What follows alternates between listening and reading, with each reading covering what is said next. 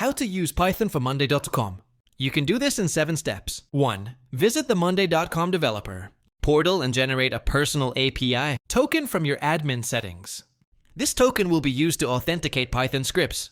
2. Install the required Python packages using pip.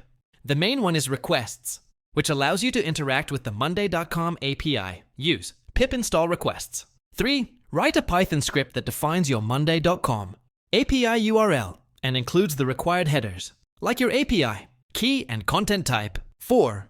Use Monday.com's GraphQL API. Format in your script to perform actions like reading boards, creating items, or updating columns. 5. Test your script by printing API responses and debugging any errors. Make sure to use board IDs, item IDs, and column IDs correctly.